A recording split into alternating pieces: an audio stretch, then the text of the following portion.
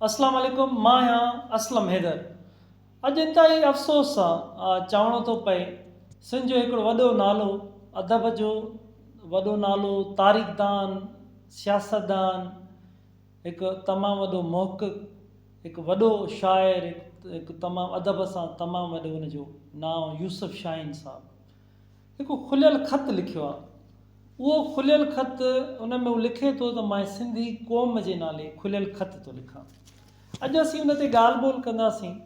त यूसुफ शाहीन साहबु उहो खुलियल ख़त, उन खुलियल ख़त में उहो जेको कुझु लिखे थो त उन जूं ॿ अख़बारूं ज़बरदस्ती बंदि करायूं पियूं वञनि, ज़ोरी कमीशन उन खां घुरी थी वञे, उहा कमीशन उहो न पियो ॾेई सघे। उन जे लाइ उन पंहिंजा घर खपाया आहिनि, पंहिंजूं ज़मीनूं खपाए रहियूं आहिनि, उनजी ज़मीनुनि ते कब्ज़ा कया विया आहिनि। इन अहम इशूअ ते अॼु असीं ॻाल्हि ॿोल कंदासीं। यूसुफ शाहीन, इन में को शक न आहे, सिंध जो तमामु वॾो राइटर, तमामु वॾो तारीख़ नवीस, तमामु वॾो तारीख़दान, माना उनजी शाइरी, उनजो अदब, उनजी जेको सोच, नुक़्ते नज़र, उहो ज़रूरु चई सघिजे थो त मुंहं जे दड़े जी उहो जेको तहज़ीब याफ़्ता क़ौमूं, उहे माण्हू आहे, उन्हनि जो यूसुफ शाहीन तसलसल आहे। हशू केवल रामाणी ऐं अली बाबा जहिड़नि माण्हुनि जो असीं क़दुरु न कयो जहिड़े ई यूसुफ शाहीन साहब खां, छो जो हुन खुलियल ख़त लिखियो आहे त पोइ सोशल मीडिया जे ज़रिए उनखे सलाम बि पेश कजे थो त उन पंहिंजी सॼी ॼमार उसूल सां गुज़ारी, हिकु सुठो सियासतदान, हिकु सुठो बिज़नेसमैन, अदीब, शाइर, सिंध दोस्त, सिंध जो आशिक़, धरतीअ जो आशिक़, मिटीअ जो आशिक़, उनखे सलाम बि कजे थो ऐं उन खां माफ़ी बि घुरिजे थी त उन सां जेको कुझु कयो वियो आहे उन ते असीं सभु सिंध जा नौजवान, सिंध जो माण्हू उन खां माफ़ी बि घुरे थो त जेको कुझु थियो आहे यूसुफ शाहीन सां, उन्हनि ग़लति कयो आहे ऐं उन जे ख़िलाफ़ु इंक्वायरियूं थियणु घुरिजनि ऐं उनजो नोटिस वरितो वञे। यूसुफ शाहीन सेनेटर बि रहियो आहे, प्राइड ऑफ परफॉर्मेंस उनखे ॾिनो वियो, नोबेल इनाम लाइ 2 भेरा उनखे मुंतख़िब कयो वियो ऐं उन खां अलावा ऐं हू तमामु वॾो अदीब, दानिश्वर ऐं मुख़्तलिफ़ जेके तमग़ा, इम्तियाज़ ऐं इहे पिणु उनखे ॾिना विया। हाणे उन सां जेकी ज़्यादतियूं कयूं आहिनि उन लाइ उन खुलियल ख़त लिखियो आहे। हू लिखे थो ख़त में त मां ही ख़त सिंधी क़ौम लाइ खुलियल ख़त थो लिखां। उन में लिखे थो त 2 अख़बारूं, अंग्रेज़ी अख़बार सिंध ट्रिब्यून ऐं सिंधी रोज़ानी बरसात ज़ोरी तबाह कयूं वयूं आहिनि, जंहिंजो एडिटर शेख अयाज़ हो। उनखे बचाइण लाइ मूं सखर जो वॾो इंडस्ट्रियल प्लाट विकिरो कयो, नसरपुर शहर लॻ ज़मीन विकिरो कई, हैदराबाद जी ऑफिस विकिरो कई, गोलाड़ची वारी ज़मीन विकिरो कई ऐं उन विकिरो कई ऐं हाणे जेकी हिकु उनजो आहे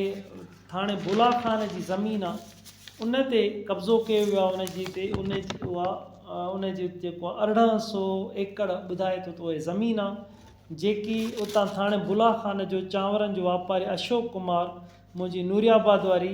2 ज़मीनुनि ते कब्ज़ो करे वरितो आहे। यूसुफ शाहीन साहबु लिखे थो त मां पंहिंजो अख़बारूं न पियो बचाए सघां, गुज़िरियल 32 सालनि खां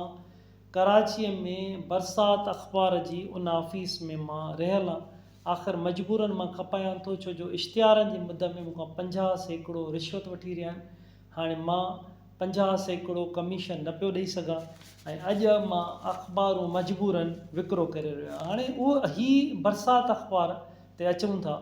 बरसात अख़बार उहा अख़बार आहे जेकी जंहिंजो एडिटर यूसुफ शाहीन साहबु शेख अयाज़ खे रखियो। शेख अयाज़ तव्हां सम्झी सघो था त हू तमामु वॾो नालो सिंध जो, तमामु वॾो शाइर ऐं शाह लतीफ़ खां पोइ शेख अयाज़, जंहिंजो तख़लीकार चऊं उन्हनि खे, जेको नई सिंध उन्हनि ठाही, सिंध सां मोहबत ऐं इश्क़ में जेको कुझु उन्हनि चयो ऐं लिखियो उहो सदियुनि ताईं यादि रखियो वेंदो। शेख अयाज़ उनजो एडिटर हो। अब्दुल वाहिद आरिसर उन में कमु कंदो हो, अनवर पीरज़ादो उन में लिखंदो हो, जाम साकी, बदर अबड़ो, इहे सभु जेके सिंध जा तमामु वॾा नाला बरसात अख़बार में लिखंदा हुआ। उन बरसात अख़बार जे करे हू तमामु वॾो यूसुफ शाहीन जदीद सिंध जी ॻाल्हि कई आहे, जंहिंमें त हू इंडस्ट्री छो सिंध जो माण्हू इंडस्ट्री तरफ़, कॉमर्स तरफ़, कारोबार तरफ़, होटल तरफ़, इन तरफ़ छो नथो अचे? ऐं उन में उन कारोबार बि कया, महिनतूं बि कयूं। चवे थो पाण त हुन ज़िंदगी सॼीअ में कॾहिं बि मोकल न कई आहे, कमु मुसलसल कमु कयो आहे। लिखणु शुरू कंदो आहे राति जो 8 खां वठी त 5 वॻे ताईं यूसुफ शाहीन लिखंदो आहे, ऐं उहो उनजो पोरियो आहे, जंहिं पोरे जे करे हुन सॼी दुनिया जो अदब, माना 50-60 साल तारीख़ ते हुन कमु कयो आहे, ॿोलियुनि ते कमु कयो आहे। अमेरिका जूं हिकिड़ो उनजो किताबु 600 सफ़नि ते, जंहिंमें 1024 अमेरिका जूं ॿोलियूं आख़िरकार, अंग्रेज़ी, फ्रेंच, फ्रांस, इहे त हाणे जूं ॿुधाए थो, पर जेके क़दीम ॿोलियूं हुयूं उहे काॾे हली वियूं, ख़तमु थी वियूं। कहिड़ियूं कहिड़ियूं ॿोलियूं हुयूं? उन खां अलावा सिंध जी समूरो शाह लतीफ़ ते उहो लिखे थो, हक़ मौजूद खां वठी सिंध जो जेको फ़लसफ़ो, तारीख़, सिंध जो मिज़ाज, मोहन जे दड़े जो तसलसल, उन सॼे ते जेको यूसुफ शाहीन कमु कयो आहे, उहो इंतिहाई वॾो कारनामो आहे, जेको सदियुनि ताईं यादि रखियो। हाणे हेॾे वॾे माण्हू जेको हिकु वॾो बिज़नेसमैन हो, जंहिं वटि पंहिंजा पैसा बि हुआ, जंहिं महिनतूं बि कयूं, महिनतूं बि उहो शुरूआति करे थो नसरपुर शहर में, हू ॼाओ आहे, उतां जी पैदाइश आहे। यूसुफ शाहीन ॿुधाए थो त 5 उन क्लास में हू पढ़े थो त हू पंहिंजी अम्मा खां चवे थो त उनखे 10 रुपया उनजी माउ उनखे ॾिए थी, ऐं उन टाइम उनजो पीउ राज़को कमु करे पियो, जंहिंजी ॾिहाड़ी 5 रुपया हुई, पर पंहिंजी अम्मा खां 10 रुपया मिलनि था, जंहिंखां उहो खजूर कतल वठी अचे, उतां कारोबार जी शुरूआति करे थो। उन खां पोइ मुसलसल महिनतूं करे करे आख़िर उन, पर हशर छा थो कयो वञे हिन सिस्टम में, एॾो वॾो ज़ुल्म कयो वञे थो त हेॾनि वॾनि लिखारियुनि, अदीबनि, शाइरनि जिन सिंध लाइ तमामु वॾो कमु कयो, ऐं सॼी दुनिया ते हुन लिखियो। उहो कुझु क्रिएटिव लिखियो आहे, उहो उन में तख़लीक़ आहे जो उनजो मिसाल ई असांखे नथो मिले। जेको जेको हिकु हिकु असां किताबु पढ़ंदासीं त उन में जेको लिखियलु आहे, उनजो अंदाज़, उनजो मिज़ाज, उन में तख़लीक़कार जो पंहिंजो उनजो हुनुर, ऐं हू कीअं उनखे ॾात आहे ख़ुदा जे तरफ़ां, त उहा तमामु शानदार लिखे थो। अॼु उन सां उहो असरु कयो वियो आहे जो हू अख़बार विकिरो करण ते मजबूर थियो आहे, ऐं उन लाइ हू ॿुधाए थो त हुन तमामु वॾियूं मिल्कियतूं, कारोबार सभु कुझु खपाए छॾिया, अख़बार बीहारिया, पर अख़बार हिन मौजूदा सिस्टम में उनजी ज़ोरी तबाह कई थी वञे। 2 अख़बारूं, सिंध ट्रिब्यून अंग्रेज़ी ऐं सिंधी अख़बार बरसात। हाणे जेके असीं थोरो उनजे हुन इल्म ते ॻाल्हायूं, असीं हिकु त ज़्यादतियूं थियूं आहिनि, उन लाइ त असीं माफ़ी था उन खां घुरियूं, छो जो खुलियल ख़त उन सभिनी माण्हुनि लाइ लिखियो आहे, त उन ते हुननि खे घुरणु घुरिजे माफ़ी, जिन ज़्यादतियूं कयूं आहिनि उन्हनि खे शर्म बचणु घुरिजे, ऐं उन कम अकल माण्हुनि खे त यूसुफ शाहीन सां हू ज़्यादती करे रहिया आहिनि, उन माण्हूअ सां जंहिंजी सहाफ़त जी शुरूआती हक़ीक़ी सहाफ़ी हो, नकुली सहाफ़ी अमीर थी विया, असली सहाफ़ी अॼु फ़क़ीर ऐं ग़रीब छो थियो आहे। माना हाणे अगरि असीं किताबनि ते नज़र विझूं था, rise and falls of gods, the story of the ancient Indus people, अंदर में उहा थियो rise and fall of Sanskrit. ऐं इन खां अलावा जेके बि उन जा किताब तव्हां असांजे नज़र मां गुज़रंदा, उहे तव्हां उन जो हिकु हिकु जेको लफ़्ज़ु आहे, मुस्लिम क्रेसी आहे 1957 में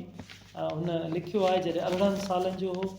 ख़ुदा इंसान ऐं जानवर 1970 में लिखे थो, सिंधीअ में इन हक़ लिखे थो, उर्दूअ में किताब, उर्दूअ में उनजी लॉन्चिंग सेरेमनी बि थी आहे, जंहिंमें सैयद मोहम्मद तक़ी, रेस अमरोही, पीर हसामुद्दीन राशिदी, शमशीर हैदरी जहिड़ा माण्हू बि उन में शरीक थिया। हक़ मौजूद सिंधी ऐं उर्दूअ में लिखियो अथई, ऐं इन खां अलावा बि तमामु वॾा किताब यूसुफ शाहीन जा लिखियल आहिनि, जेके उर्दू, सिंधी, अंग्रेज़ीअ में हुन लिखियो आहे। ऐं उन किताब जेके बि आहिनि उन में ज़रूरु असांजे माण्हुनि खे, छो जो उन ज़िंदगीअ में ई उन्हनि जो पोरियो जेको उन्हनि कयो आहे उन ते पढ़णु घुरिजे, ऐं उन्हनि खे सलाम चहिरे ई पेश करणु घुरिजे। मरण खां पोइ त हर को जीअं असीं हशू केवल रामाणी हो अली बाबा अहिड़ा खोड़ नाला आहिनि जंहिंजो असीं क़दुरु न कयो ऐं मरण खां पोइ असांखे ख़बर पई त हू केॾा वॾा माण्हू हुआ, केॾा वॾा तख़लीक़कार हुआ। ऐं अॼु उन जी अख़बार जी ऑफ़िस बंदि कई वई आहे ऐं उन में हू ख़त में जेकी अख़बार विकिरो करे रहियो आहे बरसाति अख़बार उन लाइ उहो लिखे थो त उन्हनि माण्हुनि लाइ लिखे थो त ही केरु माण्हू आहिनि जेके सिंधी सहाफ़त खे उसरणु नथा ॾियनि। असीं ॼाणूं था त उहे माण्हू शहीद भुट्टो ऐं शहीद बीबीअ जे नाले वोट वठी इक़्तदार हासिलु कनि था। उन्हनि खे बेवानि फ़क़ीरनि मिसकिननि ग़रीबनि जो पैसो खाइणु अचे थो ऐं उन्हनि खे इस्तेमालु करणु अचे थो ऐं उन्हनि जे नाले ते उन्हनि जा हक़ खाइनि था ऐं उहे ई आहिनि माण्हू जेके सिंधी सहाफ़त खे बि उसरणु नथा ॾियनि। ऐं उन खां अलावा हू सेनेटर बि रहियो आहे यूसुफ शाहीन साहबु ऐं उहो उन में ख़त में तमामु वॾा तफ़सील लिखे थो त पीपल्स पार्टीअ में जेके बेनज़ीर भुट्टो जे वेझो हूंदा उनखे कीअं हू दुश्मन सम्झंदा हुआ ऐं उनखे कीअं परे रखियो वेंदो हो ऐं उन जे लाइ ग़लति कमु यूसुफ रज़ा गिलानी अब्बासी ऐं ॿियनि खां कीअं वरिता वेंदा हुआ इहे सभु उन ख़त में लिखे थो। ऐं इहो ख़तु जेको आहे उहो तारीख़ जो हिकु वॾो ख़तु तौरु साम्हूं ज़रूरु रहंदो हमेशह लाइ त उन ख़त में यूसुफ शाहीन जहिड़ो माण्हू उन में ॾुख ॾोरापा तकलीफ़ूं ऐं उन वॾे माण्हूअ सां केॾी ज़्यादती कई वई आहे उहो सॼा तफ़सील उन में लिखे थो। सॼी सिंधी क़ौम खे सभु पढ़े ॾढ़े माण्हुनि खे इन ख़त खे ज़रूरु पढ़णु घुरिजे। यूसुफ शाहीन जा जेको किताब सवी किताब आहिनि ऐं विलियम द बास्टर्ड इहो किताबु उन लिखियो आहे 1977 में जुलाई में उनखे गिरफ़्तार कयो वञे थो, मार्शल लॉ जे दौर में गिरफ़्तार कयो वञे थो, नोबल इनाम लाइ 2 भेरा मुंतखब कयो वियो। यूसुफ शाहीन साहब खे प्राइड ऑफ परफॉर्मेंस तमगा इम्तियाज़ ऐं इन्हनि सां पिणु उनखे नवाज़ियो वियो। हू लिखे थो त करप्शन तमामु वॾा ॿिया जेके माण्हू हुआ कंदा हुआ पर उनजो इल्ज़ाम बेनज़ीर भुट्टो ते लॻंदो हो पर उन जा ज़िम्मेवार ॿिया हुआ ऐं उहो इन में इंतिहाई अहम ॻाल्हियूं ही लिखे थो जेके असांजे साम्हूं के मौजूदु आहिनि। हाणे अगरि असीं अॼु इन अहम इशूअ ते किताबनि जा त ही जेके मिसाल तौरु उहो मोहनजो दड़े ते लिखे थो weapon free civilisation Shah Latif आज़ादीअ जो अलम बरदार ऐं उन खां अलावा अंग्रेज़ सरकार ऐं शाह अब्दुल लतीफ़ ऐं लैंड ऑफ विज़डम अहिड़े क़िस्म जा जेके किताब लिखण खां पोइ अॼु असीं इंतिहाई अफ़सोस सां चवणो थो पए त यूसुफ शाहीन जंहिंजी सॼी ज़िंदगी इल्मु अदब तारीख़ उन जे ॻोल्हण में उन्हनि तकलीफ़ुनि में गुज़री वई अॼु उन सां इहो हशर कयो वियो आहे जो अख़बार विकिरो करण ते मजबूर थियो आहे। सो उन्हनि अॼु जे मौजूदा हुकुमराननि खे हिन खे ज़रूरु सोचणु घुरिजे त हिकु तमामु वॾे तारीख़ जे माण्हूअ सां हू छो एॾी ज़्यादती करे रहिया आहिनि। अगरि जेको ज़्यादती करे रहियो आहे उन ज़िम्मेवारनि खे साम्हूं आणणु घुरिजे, उन खां माफ़ी वठणु, उन ते ॾंड ॾोह विझण जी ज़रूरत आहे। छो जो हेॾनि वॾनि माण्हुनि सां असीं उनजो क़दुरु न कंदासीं ऐं उन्हनि सां ईअं उन्हनि खे मायूस कंदासीं उहे मुल्क मां हलिया वञनि, उहे तकलीफ़ुनि में ज़िंदगी गुज़ारे वञनि ऐं हितां हलिया वञनि हिन मिटीअ मां त केॾी वॾी तकलीफ़ ॾे ऐं केॾो वॾो गुनाह जो इहो कमु हूंदो त यूसुफ शाहीन जहिड़े माण्हूअ खे असां मायूस करे छॾियो आहे। सो यूसुफ शाहीन उहो माण्हू आहे जेको जॾहिं मखदूम बिलावल ते वञे थो त मखदूम बिलावल ते उते पहुची जॾहिं मक़बरो नथो ॾिसे त उहो चए थो त 600 सालनि ताईं मक़बरो कोन्हे मखदूम बिलावल ते। उहो चए थो हिन सिर घोरे छॾियो ऐं उन ते इहे छना मुनहिड़ा अॾा पिया आहिनि, छो नथो ठाहियो वञे। ॿुधायो थो वञे उनखे त इन ते वसियत उन जी थियली त यूसुफ शाहीन चवे थो माण्हुनि खे त वसियत जॾहिं उनखे घाणे में पीड़े पियो वियो त उन टाइम कीअं वसियत कई हूंदी मखदूम बिलावल। सो इहे रवायतूं ज़्यादतियूं न कयो, हेॾे वॾे सिंध तां उन सिर घोरे छॾियो। उन टाइम मक़बरो बि अॼियो आहे ऐं उन खां अलावा यूसुफ शाहीन उन टाइम चयो थियो त हज़ारे सिंध मां माण्हू हज़ारे मट हिते रखो त जीअं सिंध जो हज़ारे माण्हू हिते अचे, इन मटनि मां पाणी पिए त वरी उन में वापसि मखदूम बिलावल जहिड़ी बहादुरी अचे, वापसि उन में गैरत अचे, हितां जो पाणी पिए। सो यूसुफ शाहीन उन जे जेके तारीख़ ते सिंध जी तारीख़ ते लिखे थो, जेके बि तारीख़ूं समन जी हुजे, मज़ामतुनि जूं तारीख़ूं हुजनि, केतिरी सिंध जी हिमत भरी 17 भेरा सिंध मज़ामत कीअं कई आहे, कीअं पंहिंजी इकानमीअ खे कीअं बचायो आहे, सिंध मां हथियार कॾहिं बि 2000 सालनि ताईं सिंध बिना हथियार जे कीअं पंहिंजो तहफ़ुज़ कयो, कीअं ज़राअत में सिंध इनकलाब आंदो, ऐं सॼी दुनिया में पहिरियों सिंध हुई जंहिं ज़राअत जा बुनियाद, छो जो उन खां अॻु में माण्हू शिकार करे जबलनि में रहनि, पोइ ज़राअत, पोइ अन्न, पोइ जंड, पोइ इहे सभु शयूं साम्हूं आयूं, ऐं उन खां पोइ वरी कपह कपिड़ो धाॻो, पोइ सॼी दुनिया ताईं इहे जदीद जेके इनकलाब आया उहे सिंध मां आया। यूसुफ शाहीन उन ते तफ़सीली लिखे थो, इहे समूरा किताब उन जे जेरे हिन माण्हुनि खे पढ़ण जी ज़रूरत आहे त जीअं यूसुफ शाहीन खां वाक़ुफ़ु थियनि, ऐं मौजूदा वक़्त में जेकी ज़्यादती उन सां कई वई आहे उन ते ज़रूरु उन जो नोटिस वठी उन खां माफ़ी बि वठण जी ज़रूरत आहे, ऐं उन जो अज़ालो बि थियण जी ज़रूरत आहे त जीअं सिंध जो ही तमामु वॾा जेके लिखारी अदीब जन सॼी ज़िंदगी पतोड़ियो, तकलीफ़ूं काटियूं पंहिंजी धरतीअ लाइ, उन्हनि खे आख़िर में एतिरो त एज़ाज़ मिली सघे त ही माण्हू उन खे सलाम कनि, ऐं उन खे जेके बि उन सां ज़्यादतियूं कयूं वियूं आहिनि उन ते उन खां माफ़ी वठी उन ज़्यादतियुनि जो अज़ालो थिए, तॾहिं इहो जेको खुलियल ख़त आहे उन जी यूसुफ शाहीन खे मोट मिली सघंदी, ऐं उन जो अज़ालो थींदो, ऐं ज़रूरु जेके ज़्यादतियूं तमामु घणियूं थियूं आहिनि उन जो को अज़ालो त न आहे, पर एतिरो त ज़रूरु थींदो त मौजूदा वक़्त में जिन के बि जिन माण्हुनि कयूं उन्हनि खे सज़ा ऐं जज़ा जो अमल थिए त जीअं यूसुफ शाहीन जो अख़बारूं बची सघनि, ऐं उहो न फ़क़ति उन जूं अख़बारूं पर उन जो रत सत सिंध जे लाइ जेको उन पतोड़ियो आहे, जेको कलम पोरे सहाफ़त लाइ उन पंहिंजा कलम खयो आहे, उहो उन जूं अख़बार,